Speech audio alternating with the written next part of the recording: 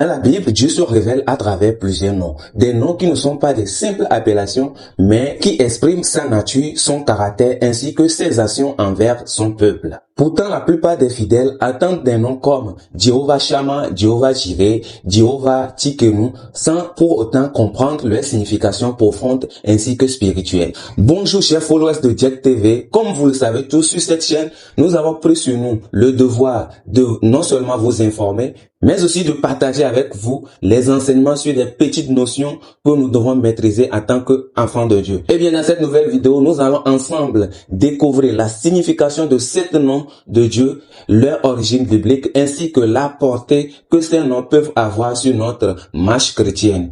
Merci surtout de vous abonner à cette chaîne et d'activer la cloche de notification. Allez, on y va!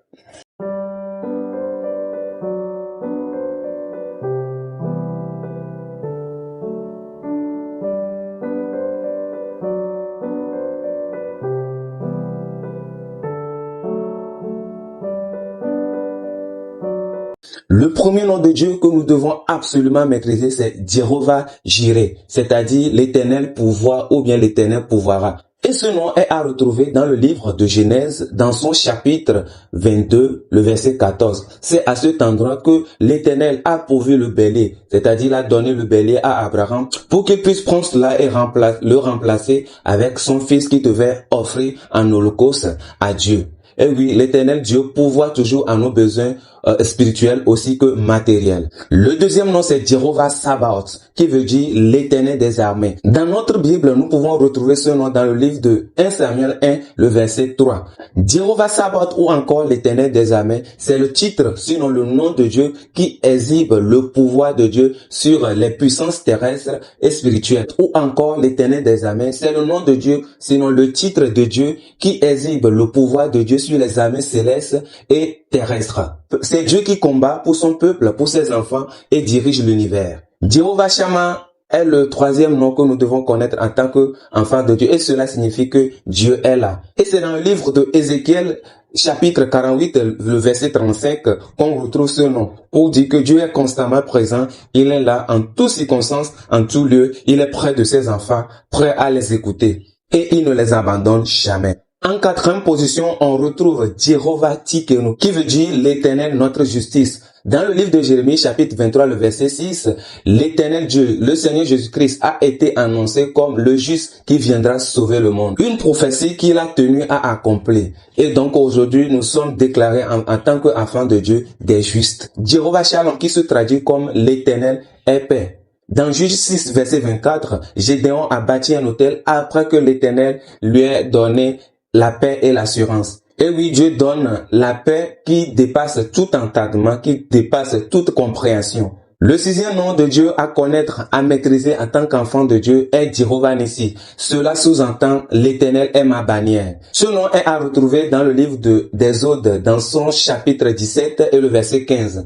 Après que l'Éternel ait donné la victoire à Moïse, il a bâti un autel en ce lieu. C'est à partir de ce moment que ce nom a été donné à cet endroit qui signifie l'Éternel est ma bannière, pour dire que l'Éternel nous assure toujours la victoire dans les combats même les plus odieux, dans les combats même les plus difficiles. C'est l'Éternel notre barrière, c'est l'Éternel notre victoire et il octroie toujours la victoire à ses enfants. Le septième et dernier nom de l'Éternel que nous devons absolument connaître, maîtriser est Jéhovah Rapha, qui signifie l'Éternel qui guérit ou bien l'Éternel qui guérit. Dieu s'est révélé à son peuple dans le livre de Exode 15, le verset 16, comme un guérisseur par excellence, comme celui qui guérit toutes les maladies incurables.